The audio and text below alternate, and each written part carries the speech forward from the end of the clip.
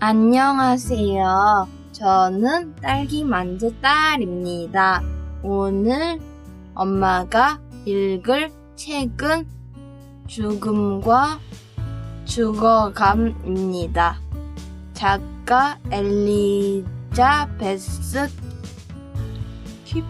키블러 로스, 온기니 이진입니다.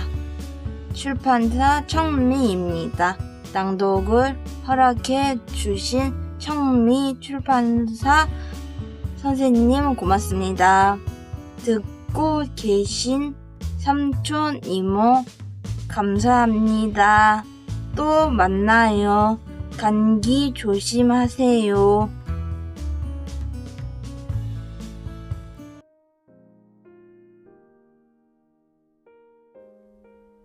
안녕하세요. 저는 딸과 함께 책 읽는 엄마, 딸기만두입니다.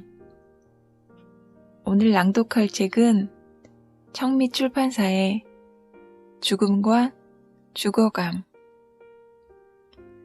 우리에게 꼭 한 번은 오게 될 죽음에 대해서 5단계로 써놓으셨습니다. 부정과 고립, 분노, 협상, 우울, 수용의 과정을 거치면서 죽음으로 다가가는 이들의 삶을 깊이 있고 이해하기 쉽게 그리고 받아들이기 쉽도록 써놓으셨습니다. 예전에는 병에 걸리면 속삭이던 그 시대를 넘어서 환자를 대중들에게 오픈시키면서 의사와 학생들과 소통을 할 수 있게 해준 스승이 된 분입니다. 우리가 결국은 가야 될 길입니다.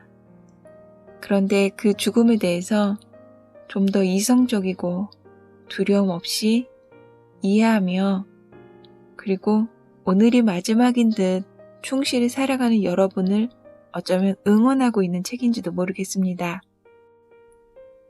작가는 69년에 이 책을 펴내며 타임지 선정 20세기 100대 사상가로 선정이 됐습니다.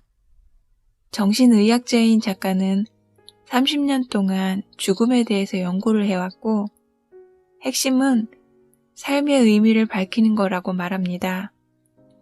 2004년 8월 24일 눈을 감기 전까지 마지막 저서인 인생 수업 라이프 레슨은 죽음을 말하는 것보다는 삶의 소중함을 전하고자 애를 썼습니다. 번역가인 이진 번역가는 우리가 죽기 전에 단 한 권의 책만 읽어야 한다면 그건 바로 이 책일 것이다 라고 합니다.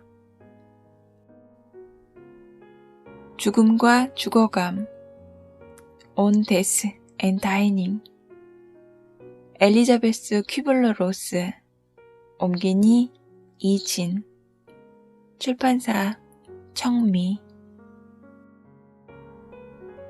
위험을 피하게 해달라고 기도하는 대신 위험에 처했을 때 두려워하지 않게 해달라고 기도하게 하소서.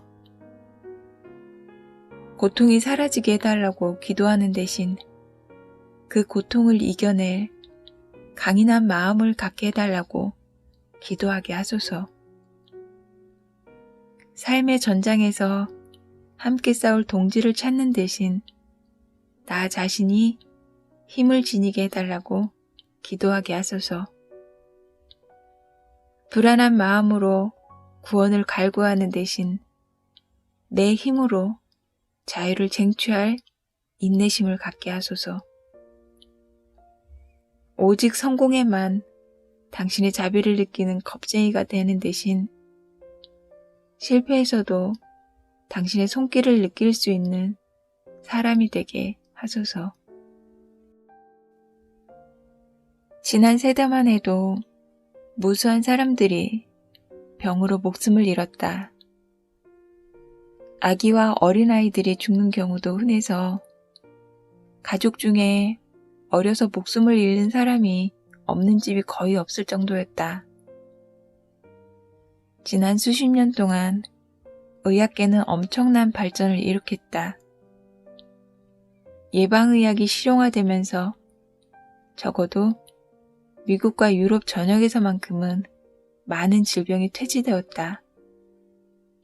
화학요법, 특히 항생제는 전염병으로 인한 사망자 수를 급격히 줄이는 데 공헌했다. 아동에 대한 치료와 교육도 소아 사망률을 낮추는 데 기여했다. 청장년층의 목숨을 무수히 앗아갔던 수많은 질병들이 전복되었다. 노년층이 증가했고 악성질환 혹은 만성질환을 앓는 환자들은 이제 주로 노년층이다.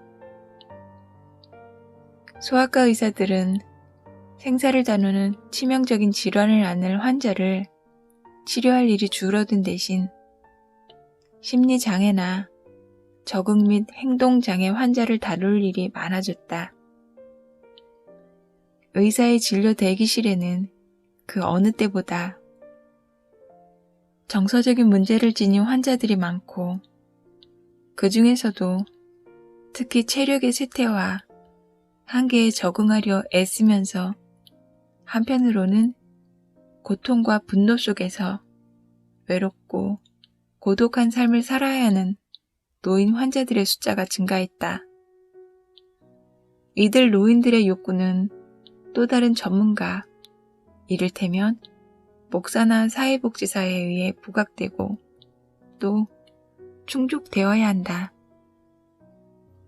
내가 지난 수십 년 동안 우리 사회에서 일어난 변화를 파악하고자 노력했던 이유는 바로 이들 노인들을 위해서 그랬던 것이다.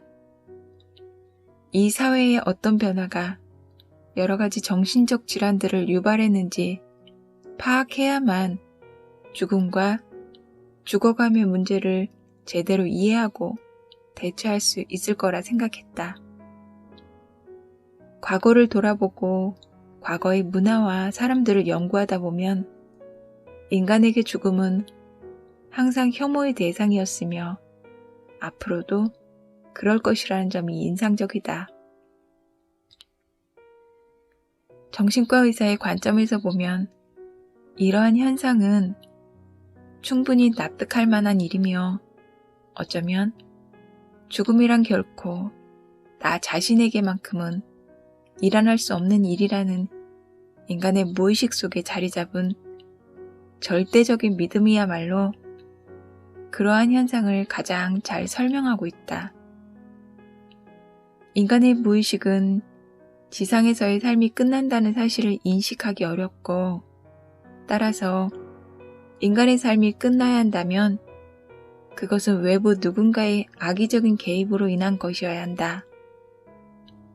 간단히 말해서 우리의 무의식 속에 우리는 누군가에 의해 죽임을 당하는 것만 가능할 뿐 자연적인 원인이나 노화로 죽는 것은 상상할 수가 없는 일인 것이다.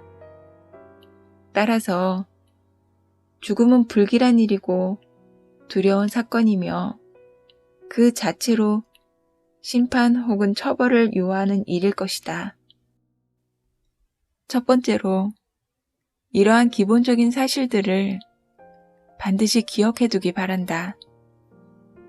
그래야만 의미심장하지만 그러면서도 난해한 환자들의 이야기를 이해할 수 있기 때문이다. 두 번째로 우리가 기억해 둘 것은 무의식 속에서 우리의 인간은 소망과 현실을 구분하지 못한다는 사실이다. 비이성적인 꿈의 영역에서 두 개의 상반된 감정이 공존할 수 있다는 사실은 누구나 알고 있다. 깨어있는 상태에서는 결코 있을 수 없는 일이 꿈속에서는 얼마든지 일어날 수 있다. 우리의 무의식이 미치도록 누군가를 죽이고 싶다는 욕망과 그 사람을 실제로 죽이는 행위를 구분하지 못하는 것처럼 어린아이도 그러한 구분을 하지 못한다. 자신의 욕구를 충족해주지 않는 엄마가 죽었으면 좋겠다고 생각했던 아이는 실제로 엄마가 죽었을 때 심각한 정신적 외상을 입는다. 그러한 욕망을 품었던 시기와 실제로 그 사건이 일어난 시기가 전혀 일치하지 않는다고 해도 마찬가지다. 아이는 항상 엄마를 잃은 게 자기 잘못이라고 생각한다. 다 내 잘못이야. 내가 못되게 굴어서 엄마가 날 떠난 거야. 부모가 이혼하거나 별거하는 경우, 혹은 부모에게서 버림받은 아이들의 경우에도 똑같은 반응을 보인다는 사실을 기억하는 게 좋을 듯하다. 어린아이들에게 죽음은 종종 일시적인 현상으로 여겨지기 때문에 헤어진 한쪽 부모를 다시 만날 수 있는 이혼과 죽음이 별로 다르지 않다. 엄마, 내가 강아지를 땅에 묻을래요. 그러면 내년 봄에 꽃이 필 때 강아지도 살아날 테니까요. 부모들은 아이들로부터 이런 말을 종종 듣는다. 고대 이집트 사람들이 죽은 사람을 땅에 묻으면 그가 좋아했던 음식이나 물건들을 함께 묻었던 것이나 초기 아메리카 원주민들이 죽은 사람을 매장할 때 그의 물건을 함께 묻어두는 것도 결국은 같은 소망에서였을 것이다. 나이가 들고 인간이 사실 그리 대단한 능력을 지닌 존재가 아니며 아무리 절실한 소망이라고 해도 소망만으로는 불가능을 가능으로 만들 수는 없다는 사실을 깨닫기 시작하면 사랑하는 사람의 죽음에 우리 자신이 어떤 식으로든 기여했을지도 모른다는 두려움은 죄책감과 함께 서서히 잦아든다. 그렇게 사라진 두려움은 잦아든 상태로 머문다. 아주 강력한 도전을 받지 않는 한 우리는 날마다 병원 복도에서 그리고 가족을 잃은 사람들에게서 그 두려움의 흔적을 만난다. 오랜 세월 동안 싸우며 살았던 부부라고 할지라도 배우자가 세상을 떠나면 남겨진 사람은 머리를 쥐어뜯으면서 통곡을 하고 후회와 두려움, 분노로 가슴을 친다. 그들은 그 어느 때보다도 자기 자신의 죽음에 대한 공포에 몸서리친다. 그들은 눈에는 눈, 이에는 이라는 복수의 법칙을 떠올리면서 저 사람이 죽은 건 내 책임이야. 그러니까 나도 아마 끔찍한 죽음을 맞이하게 되겠지? 라고 생각한다. 이러한 사실을 인지하고 나면 수세기 동안 이어져 왔던 관습과 예식을 좀 더 잘 이해할 수 있을 것이다. 죽음과 관련한 관습과 예식의 목적은 신의 분노 혹은 죽은 자의 분노를 가라앉히고 그들이 받게 될 처벌을 최소화하는 것이 목적이었다.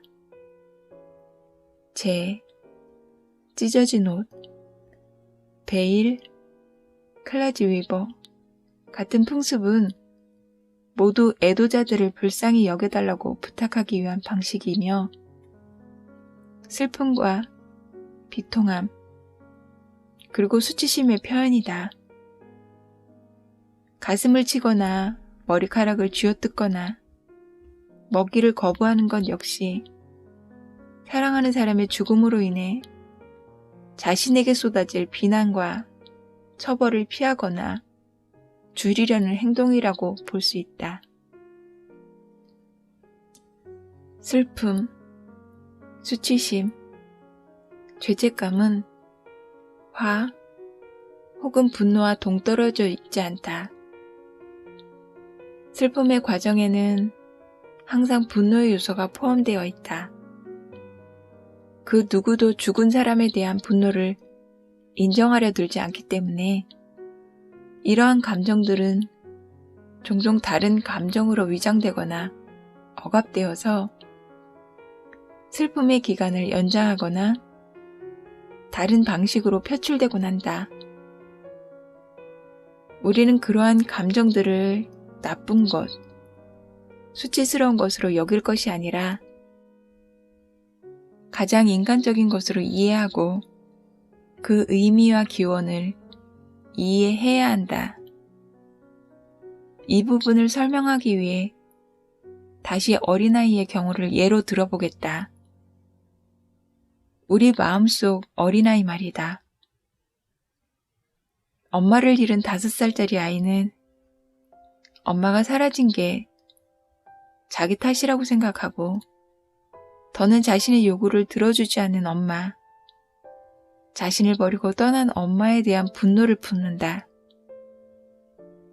죽은 엄마는 아이에게 너무도 사랑하고 갈망하는 대상이면서 한편으로는 엄청난 박탈감을 안겨준 증오의 대상이 되는 것이다. 고대 유대인들은 시체를 불결한 것, 만져서는 안 되는 것으로 여겼다. 초기 아메리카 원주민들은 사악한 혼령이 있다고 믿었고 그 혼령을 쫓기 위해 공중에 화살을 쏘았다. 여러 문화권에서는 사악한 죽은 자를 돌보는 예식이 있었고 비록 우리 자신은 인정하려 하지 않지만 그 모든 예식은 결국 우리 모두에게 여전히 남아있는 분노의 감정을 다스리기 위한 것이었다. 묘비를 만드는 풍습도 어쩌면 사악한 영혼을 지하에 가두기 위한 것이었을 수도 있다. 애도자들이 무덤 위에 자갈을 얹는 것도 그러한 소망의 상징이었을 수도 있다. 우리는 군대 장례식에서 예포를 쏘는 것을 고인에게 마지막으로 경의를 표하기 위한 것이라고 말하지만 그것은 원주민들이 허공에 창을 던지고 화살을 쏜 것과 똑같은 상징적인 의식이다. 나는 기본적으로 인간은 변하지 않는다는 점을 강조하기 위해 이런 예를 들었다. 죽음은 우리 인간에게 여전히 두렵고 끔찍한 사건이다. 비록 우리 자신이 어느 정도 극복했다고 믿는다 해도 죽음에 대한 두려움은 인간이라면 누구나 지니고 있는 공통적인 감정이다. 달라진 게 있다면 죽음과 죽어감, 그리고 죽어가는 환자들을 다루고 대하는 우리의 방식이다. 나는 과학이 크게 진보하지는 않았고 최신 기술이 이제 막 의학에 적용되기 시작했으며 대다수의 사람들이 반세기 전과 다름없는 방식을 고수하고 있었던 유럽의 한 국가에서 성장했다. 덕분에 나에게는 짧은 기간에 걸쳐 일어난 인류의 진화를 연구할 기회가 주어졌던 것 같다. 어렸을 때 보았던 어느 농부의 죽음을 나는 아직도 기억하고 있다.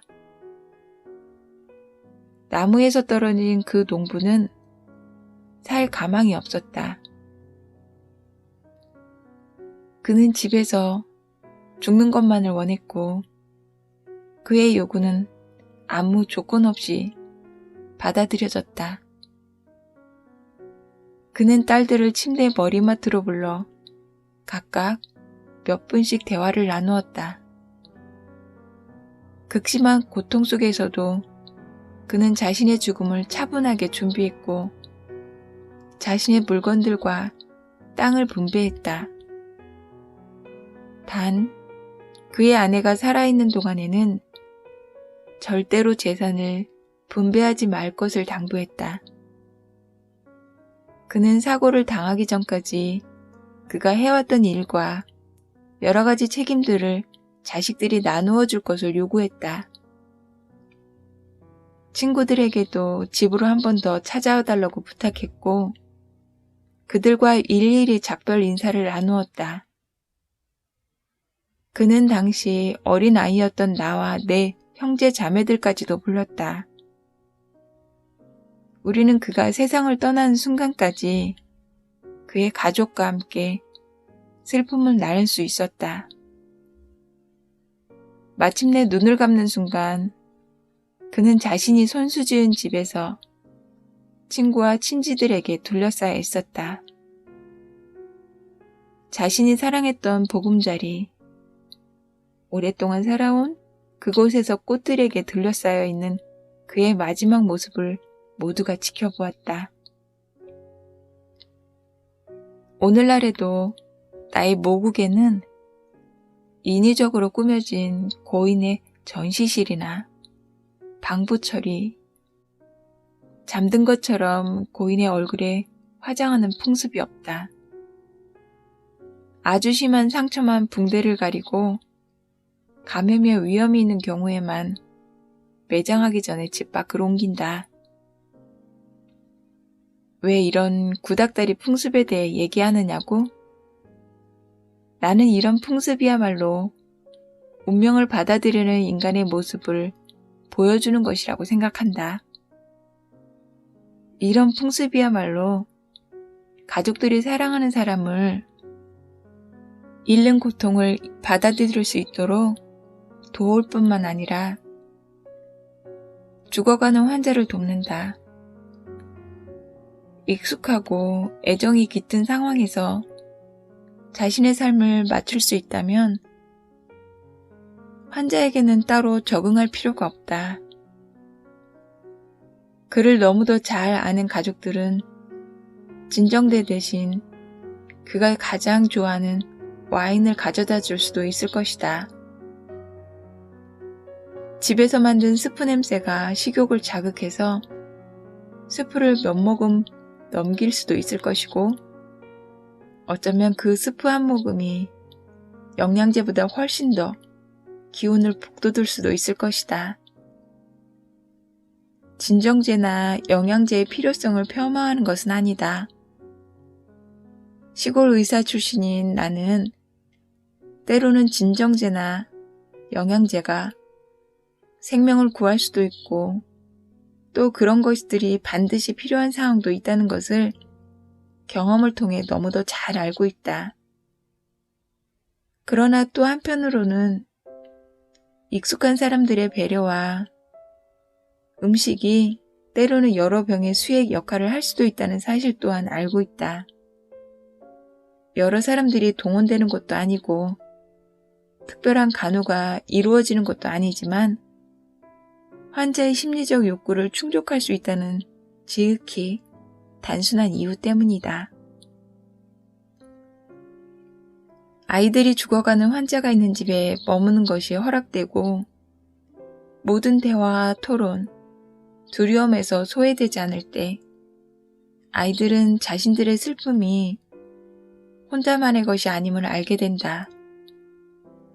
그들 자신도 가족으로서의 의무와 애도에 동참할 수 있다는 사실에서 아이들은 위안을 얻는다. 그런 경험이야말로 아이들로 하여금 서서히 죽음을 준비하게 하고 죽음을 삶의 일부로 받아들이게 할 뿐 아니라 성장하고 성숙해지도록 돕는다. 죽음을 금기시하는 사회, 죽음을 얘기하는 것 자체를 끔찍한 것으로 여기는 문화권에서 아이들은 감당하기 벅차다는 이유로 소외된다. 사람들은 아이들을 친척집에 머물게 하면서 엄마는 멀리 여행을 떠났단다 라는 식의 그럴듯한 거짓말로 진실을 감춘다. 그러나 아이들은 뭔가 잘못되었음을 직감한다. 어른들이 아이의 질문과 의혹을 회피하고 저마다 다른 얘기로 둘러대기 시작하고 아이의 상실감을 달래기 위한 선물 공세가 이어지면 아이들은 불씨는 더욱 커진다. 아이들은 머지않아 집안의 변화를 알아차릴 것이고 나이와 성향에 따라 저마다 해소되지 않은 슬픔을 간직하게 될 것이고 자신의 경험을 두렵고 난해한 그러나 결코 잊을 수 없는 충격적인 사건, 믿을 수 없는 어른들의 세계와의 접촉, 결코 감당할 수 없었던 일로 기억할 것이다.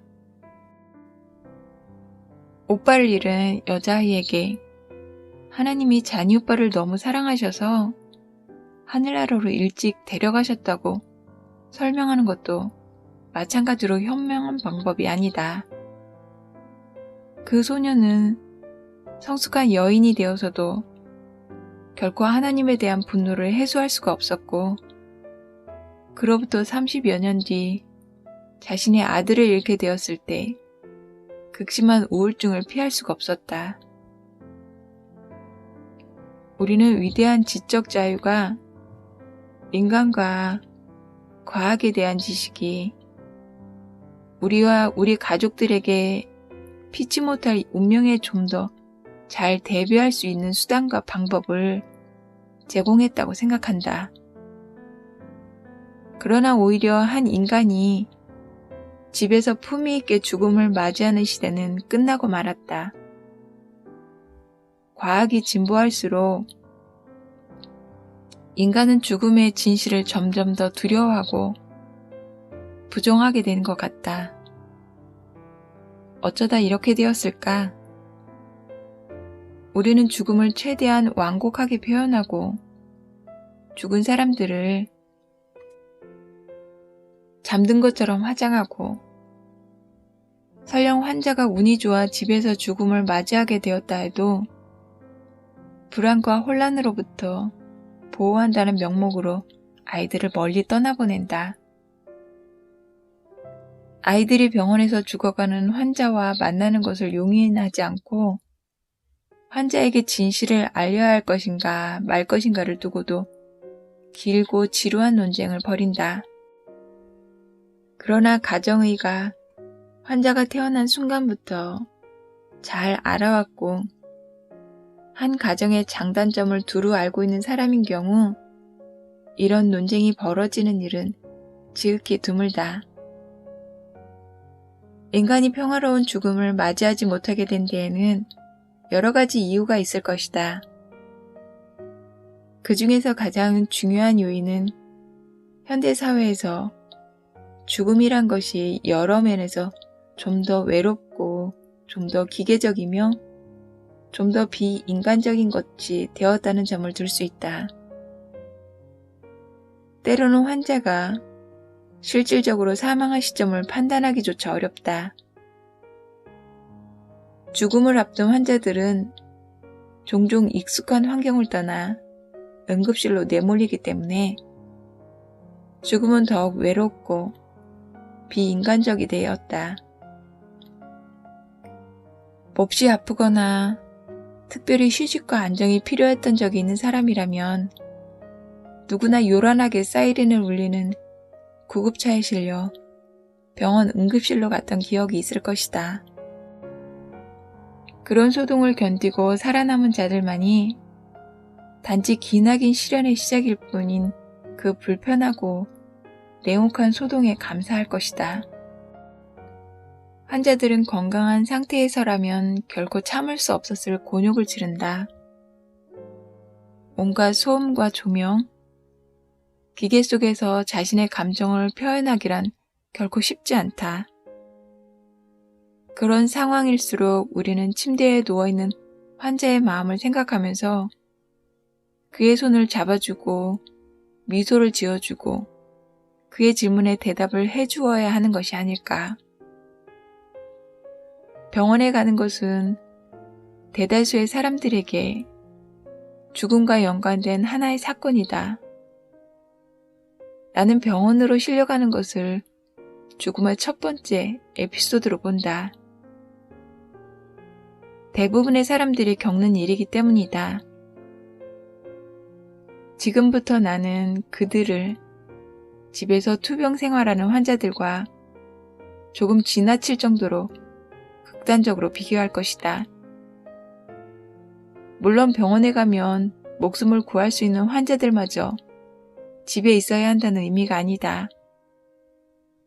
환자의 입장에서 그들의 경험과 생각과 반응에 초점을 맞추고자 하는 것이다.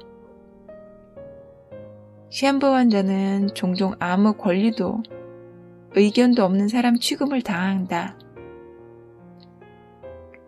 언제, 어떤 병원에 입원할 것인지도 환자가 아닌 다른 사람이 결정한다.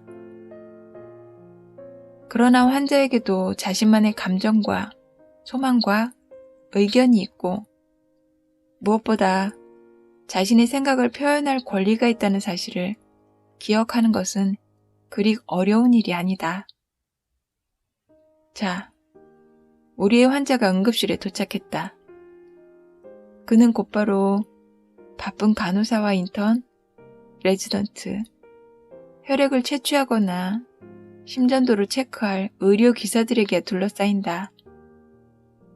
엑스레이실로 옮겨져서 자신의 상태에 관해 의사와 가족이 주고받는 얘기를 듣게 된다.